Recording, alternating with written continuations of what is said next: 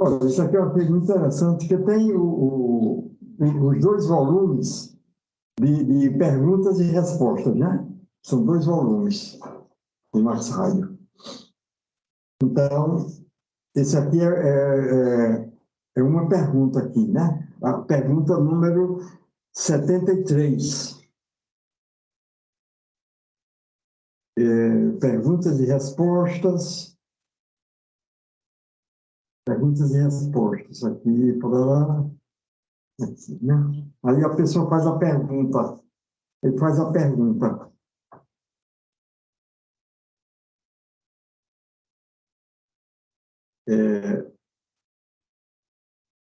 Ele diz,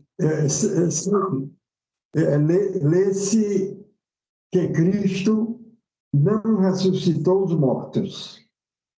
Tá, porque eles confundem o morto com o morto, né?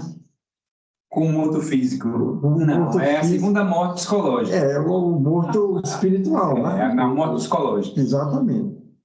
Aí eles confundem.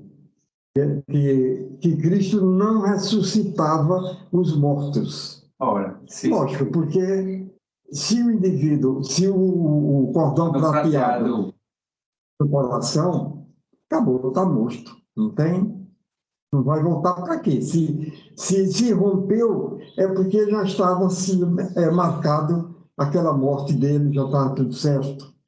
Rompeu o cordão no coração, acabou, está morto. Já estava configurado no mapa. Exatamente. Não vai. E no caso de Lázaro, que Lázaro... Pois é justamente o caso de Lázaro não morreu. Mas o cordão prateado não tem se rompido. O cordão não rompeu, não. Mas são 3 dias, e Lázaro já fazia 4. Sim. Mas aqui, olha, aqui ele diz o seguinte, entendeu? No Evangelho de São João, capítulo 11, versículo 11, Cristo diz, Lázaro, o nosso amigo, apenas dorme. Foi a primeira resposta dele. Lázaro dorme apenas. Porque as irmãs de Lázaro, Marta e Maria, as irmãs de Lázaro, foram procurar Jesus. Senhor, aquele a quem tu amas está morto. Ele disse, Lázaro dorme apenas. Foi a primeira resposta. Aí depois, como insistiram, aí já é outra coisa. Já é outra resposta.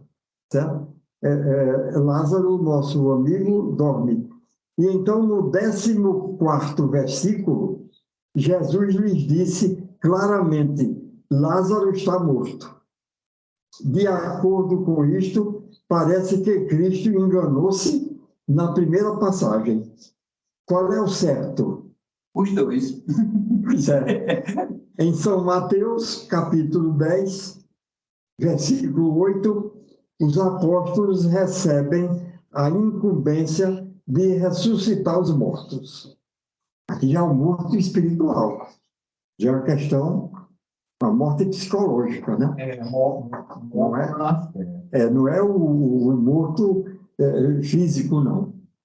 O cordão fluido se rompeu, não. A resposta. A maioria das dúvidas e das interpretações errôneas do significado real dos evangelhos provém da grande falta de compreensão de muitas pessoas que acreditam serem eles apenas um relato da vida de uma pessoa chamada Jesus Cristo. Eles acham que é só isso, não tem... São 4 escolas, os 4 evangelhos, são 4 escolas de mistérios, são 4 escolas de iniciação, os 4 evangelhos. João, Marcos, Mateus e Lucas.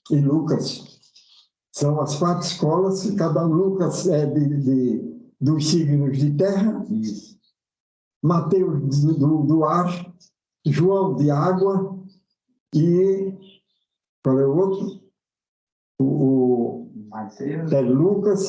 Lucas terra, Mateus de ar, João de água e Marcos de fogo. Entendeu? São 4 escolas de iniciação.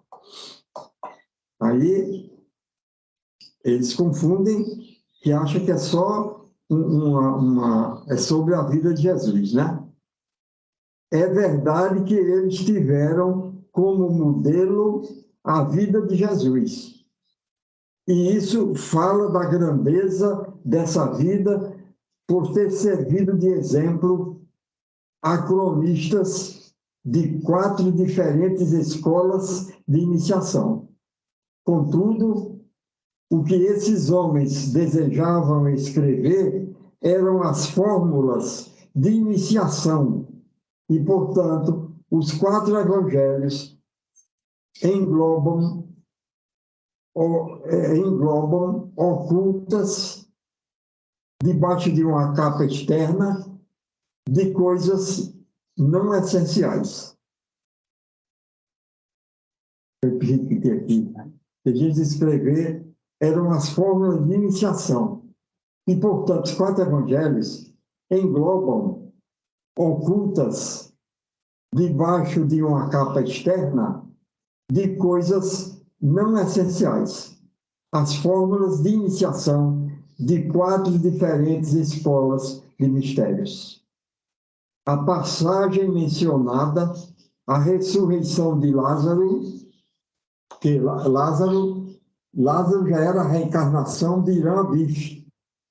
Irã Abif construiu O templo de Salomão. Porque Salomão não podia construir. Salomão era filho da água. Isso. Só quem pode construir o seu templo interno é o filho do fogo. Enquanto você for filho da água, você não constrói o seu templo espiritual, o seu corpo-alma. Só quando você passar a ser o filho do fogo, com a iniciação. Aí você constrói o seu corpo-alma. Entendeu? Por isso que ele chamou Irã Abif, que era o filho do fogo, para construir o templo. Então, Lázaro,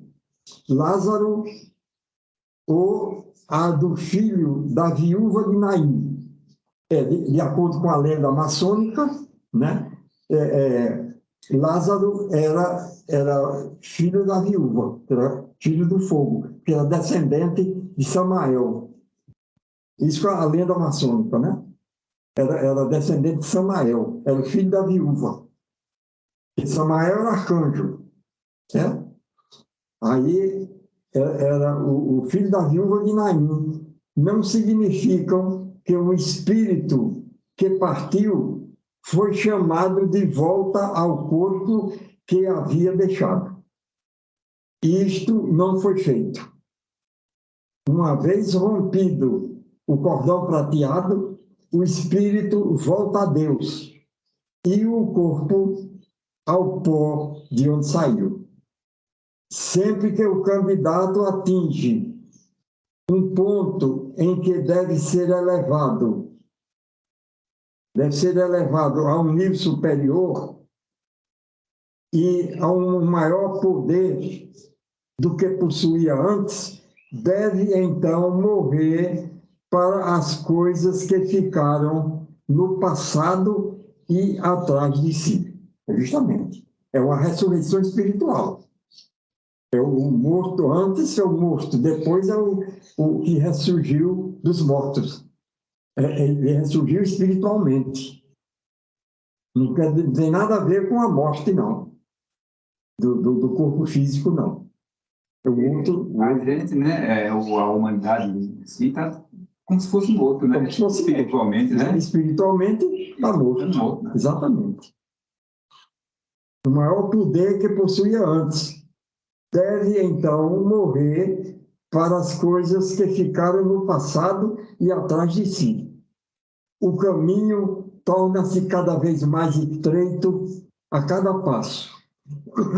E ele não pode entrar no portão certo que conduz ao reino superior da natureza, a menos que tenha deixado o corpo que o mantinha ligado ao reino inferior antecedente. Portanto, no momento em que ele está pronto para essa transição, diz que ele está morto. No momento que ele está pronto para essa transição, disse que ele está morto. Se lermos a maçonaria e catolicismo de Max Heider, né? Maçonaria e catolicismo de Max Heider, verificaremos que Lázaro havia sido anteriormente Irã Bif, o mestre pedreiro, mestre maçom e construtor-chefe do Templo de Salomão, que Jesus já era a reencarnação de Salomão, entendeu? De Salomão, que Jesus havia sido encarnado na personalidade chamada Salomão, e que o Espírito de Cristo, habitando em Jesus, na época da citada ressurreição de Lázaro, era o grande iniciador que o ressuscitou e fez ele hierofante dos mistérios menores. É meio complicado, não é muito fácil, não é muito fácil de entender não, né? Porque antes ele disse que Lázaro dorme apenas. Então, o Lázaro estava sendo iniciado nos mistérios, ele não estava morto, ele estava no mundo invisível, sendo iniciado nos mistérios ocultos.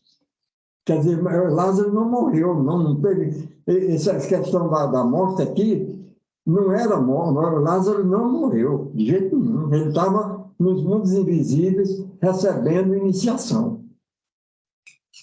Aí eles acharam que ele estava morto, entendeu? Hierofante dos mistérios menores. Ele é reconhecido atualmente como a reencarnação atual dele é do Cristiano Rosa Cruz. Ele era a reencarnação de Irã Bif e Cristiano Rosa Cruz já é a reencarnação de Lázaro. Quer dizer, é o mesmo, né? O mesmo Irã Bif, o Cristiano Rosa Cruz, o chefe da Escola de Sabedoria Ocidental e corregente de Jesus na tarefa de unir a humanidade e conduzi-la ao reino de Cristo. Entendeu? Que é o mesmo São Germain, né? Ou a encarnação? De Cristiano Rosa Cruz, exatamente. Cristiano Rosa Cruz. Já o Cristo é outra coisa, né? É de outra onda de vida. Do período solar.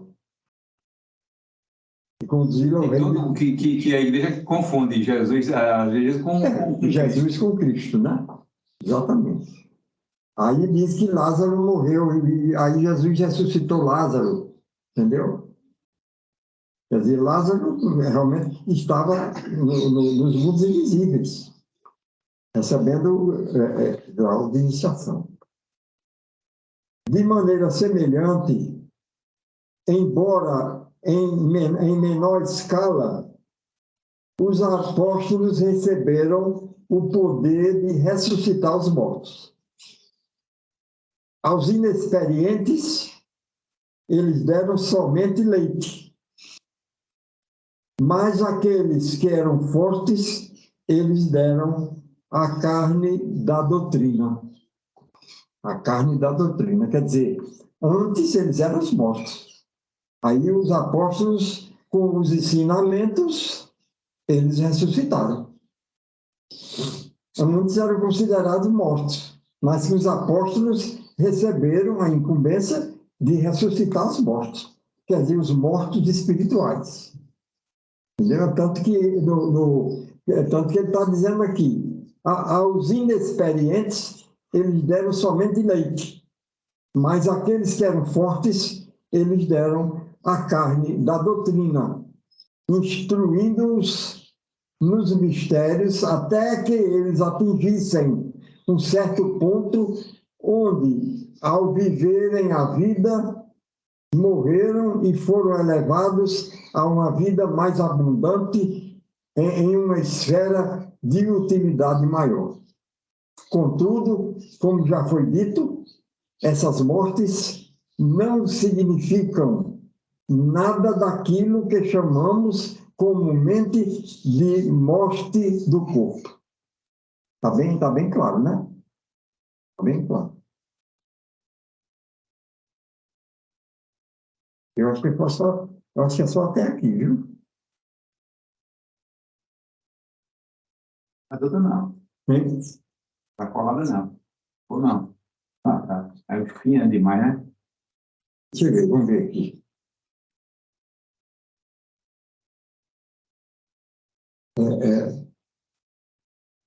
Assim, aqui já é outra pergunta. A pergunta 74. A Bíblia diz: abençoados sejam os pobres, pois deles é o reino do céu. Também diz que é mais difícil um rico entrar no céu do que um camelo passar pelo fundo de uma agulha. O camelo era uma corda grossa, né? Uma corda grossa, como é que você ia passar uma corda dessa numa agulha, no fundo de uma agulha, né? E outros acham que a agulha era um túnel, e o camelo não conseguia por causa da corcova dele.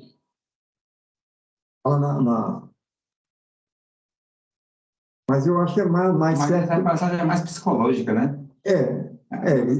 Exatamente. O cara que é apegado à posse, material.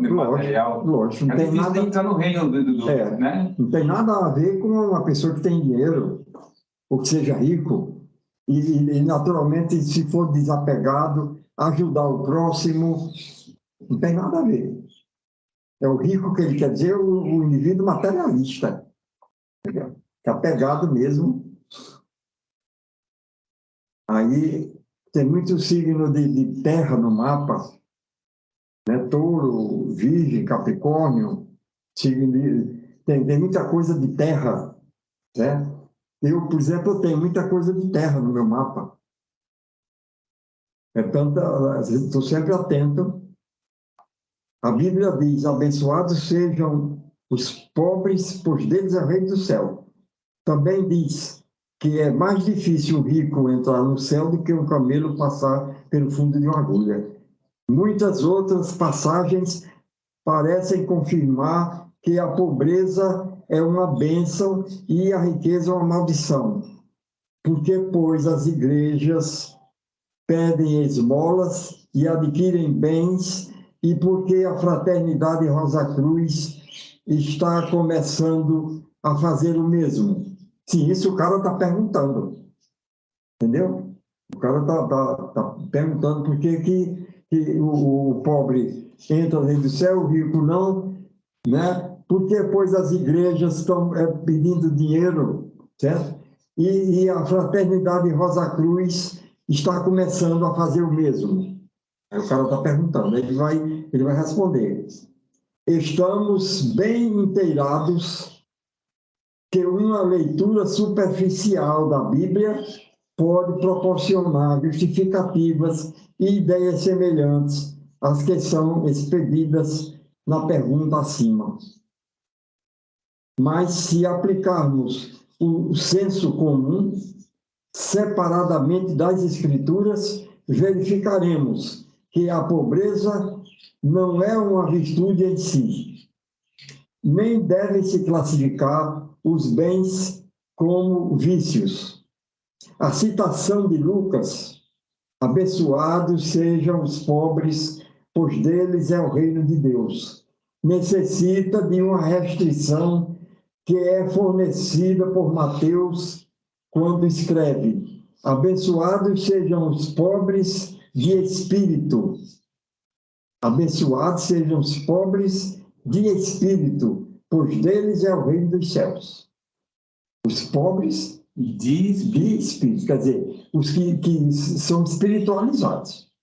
Você é pobre e é espiritualizado. Tanto faz, pode ser rico e espiritualizado, é a mesma coisa. Os pobres de espírito. Quer dizer, os pobres, vamos dizer, sem recurso nenhum, mas que sejam desenvolvidos espiritualmente, que é o mesmo caso do rico de espírito também, a mesma coisa.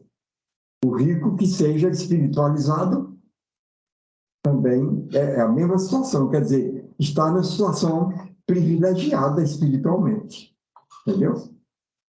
Abençoados sejam os pobres de espírito, pois deles é o reino do céu. No início, a humanidade foi colocada na Terra a fim de cultivá-la, torná-la produtiva e dominar sobre todas as coisas. Por outras palavras, os homens deviam trabalhar e os frutos do seu trabalho deviam aumentar naturalmente. À medida que o tempo passou, os bens acumularam-se e também aumentou o desejo humano. Portanto, em lugar do homem dominar sobre todo o mundo e sobre todas as coisas, aconteceu o que diz Emerson: os bens terrenos usam uma sela com a qual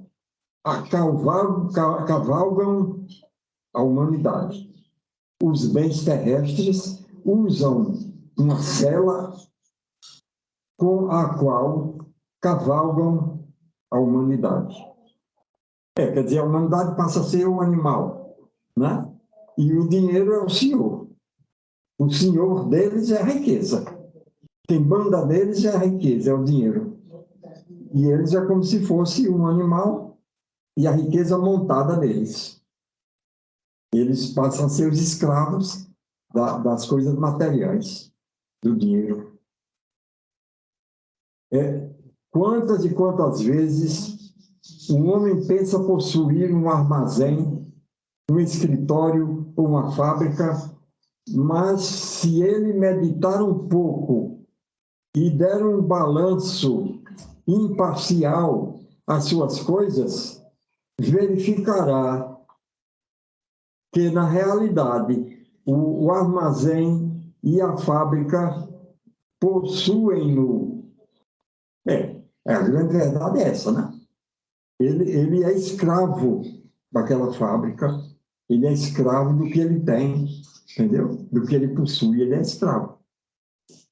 Porque você vê que é o seguinte, ele perde, às vezes, até a saúde para tomar conta da fábrica, de um negócio dele, do comércio, de uma coisa. Às vezes perde a saúde para ficar ali em cima, na frente, dando conta de tudo.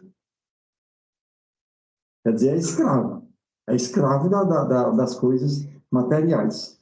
Na realidade, o armazém e a fábrica é que possuem-no. Quer dizer, ele quer ser escravo, ele que é possuído, a fábrica é o dono, ele é o escravo, que é escravo de seus bens, que eles exigem o seu tempo e a sua alegria da vida, que seria a sua de outra forma. Ele vive no constante temor de que um roubo ou uma falência possam levar-lhes as posses. Nunca está em paz, sempre teme por suas riquezas. Tal condição é muito comum e então a riqueza é uma maldição. Essa riqueza aí, justamente, né? Do caso aí, como isso aqui também pode acontecer com o pobre também. Mesmo caso, o pobre também que não tem nada, mas é apegado também a qualquer coisa, ele é apegado. Apegado a qualquer coisa.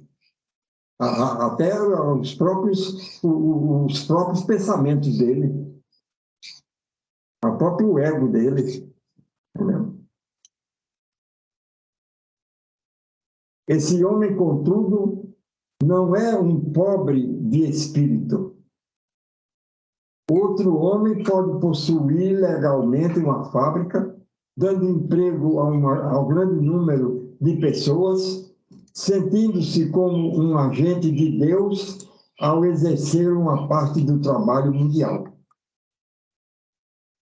visto ele não se considerar proprietário pessoal das coisas que o rodeiam, é realmente um pobre de espírito. O rico também. No caso dessa situação, ele ser desapegado, ele também é um pobre de espírito. Porque ele é milionário, mas ele não se considera dono daquilo ali, não. Escravo daquilo ali, não. Então, ele é um pobre de espírito também. Entendeu? Embora seja rico no sentido legal. Certo? Visto ele não considerar proprietário pessoal das coisas que o rodeiam, é realmente um pobre de espírito, embora seja rico no sentido legal. Além disso, se ele é coerente e conserva essa atitude mental até a morte, é absolutamente verdadeiro que ele acumulou um tesouro inestimável no céu.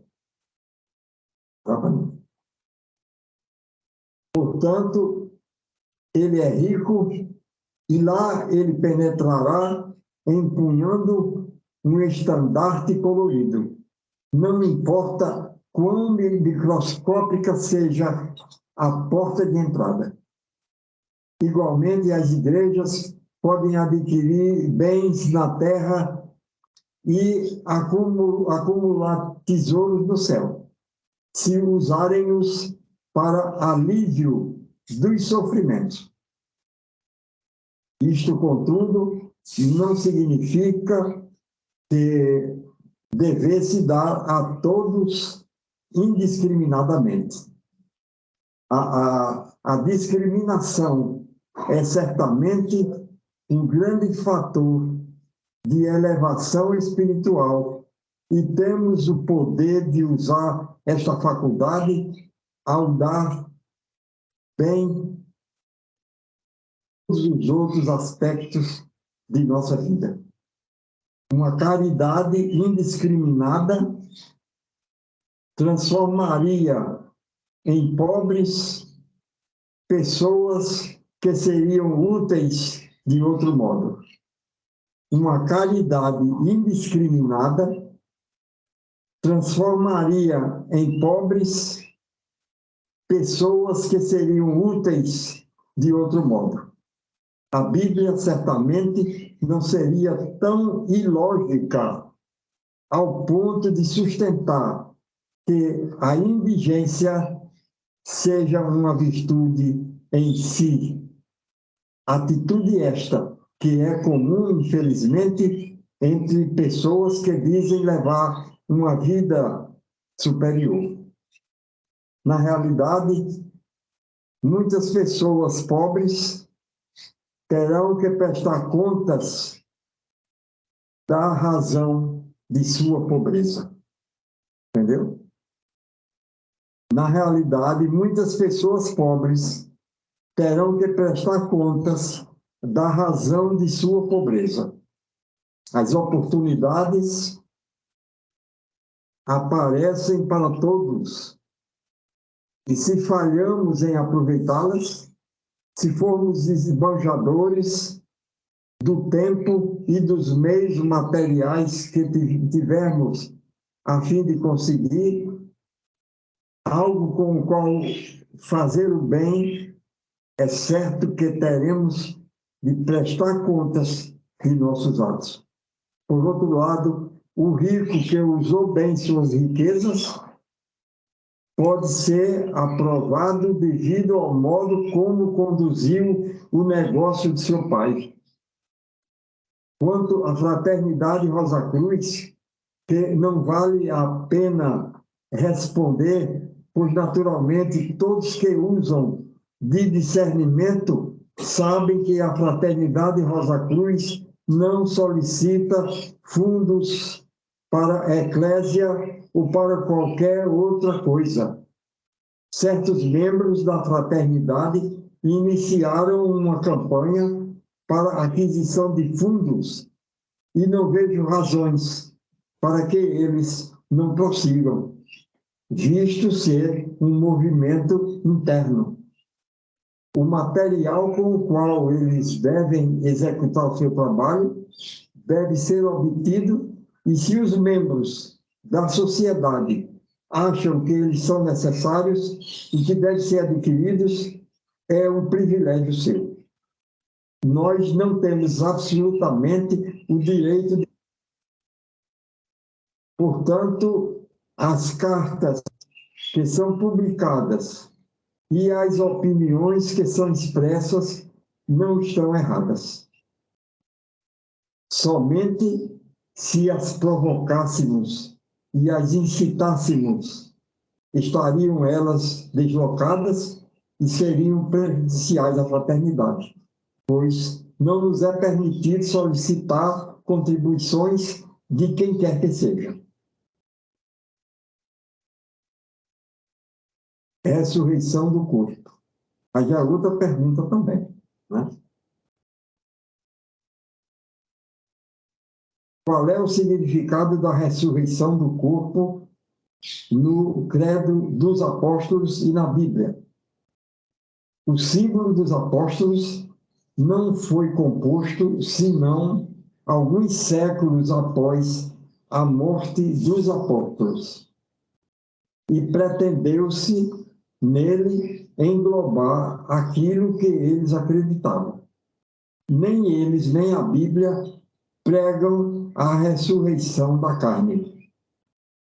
Esta frase nunca é encontrada nos livros santos. Na verdade, do rei Jaime, temos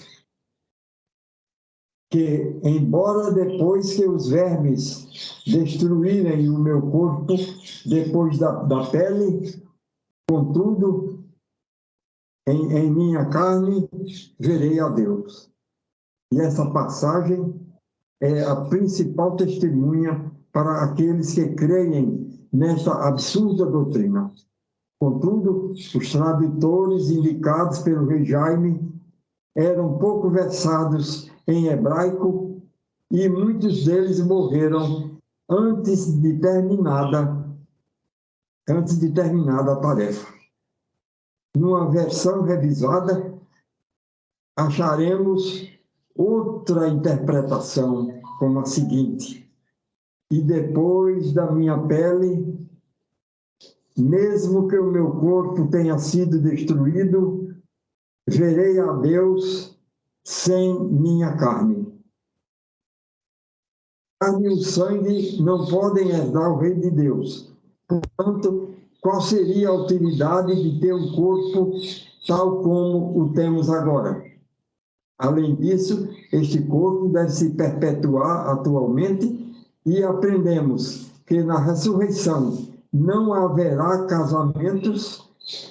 Outro argumento que mostra que será usado um veículo diferente do carnal.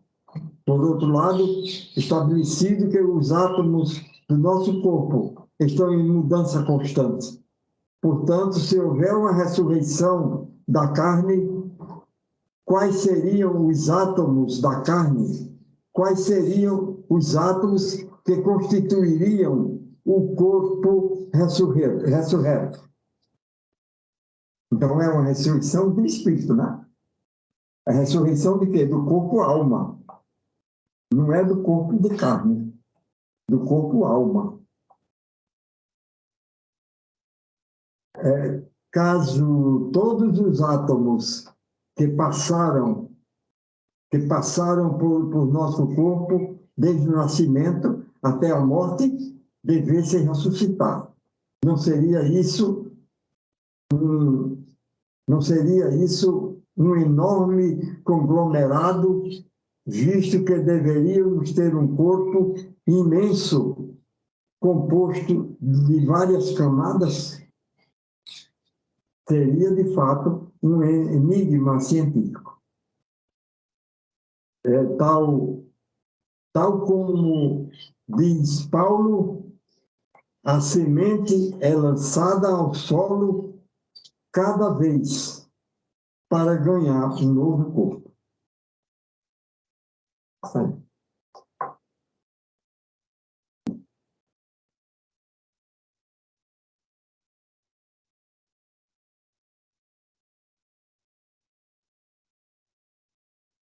A ressurreição, o novo corpo que você tem na ressurreição é o corpo-alma.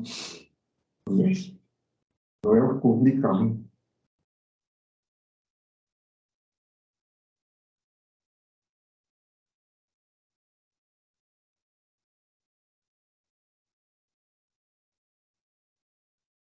Estabeleça uma ligação permanente com a corrente espiritual da fraternidade.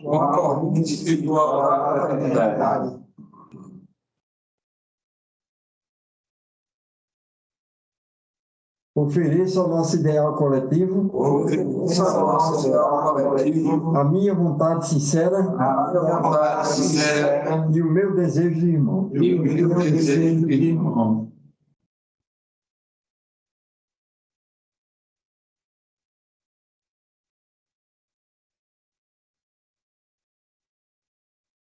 Que todos os nossos irmãos recebam da nossa corrente o apoio, a firmeza e a confiança de quem necessitam.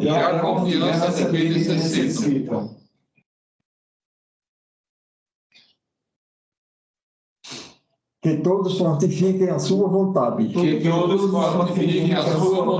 Para vencer o egoísmo, as fraquezas e a superstição.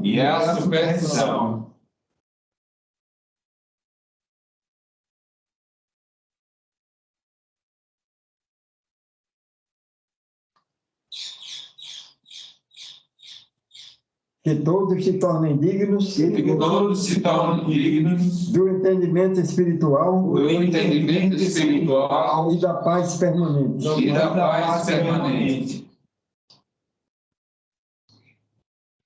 Que a nossa corrente coletiva afaste de nosso meio as más intenções e transforme os corações.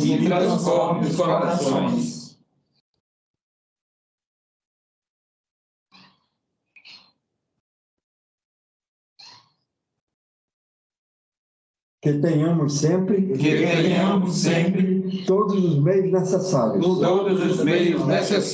para a manutenção e desenvolvimento da fraternidade.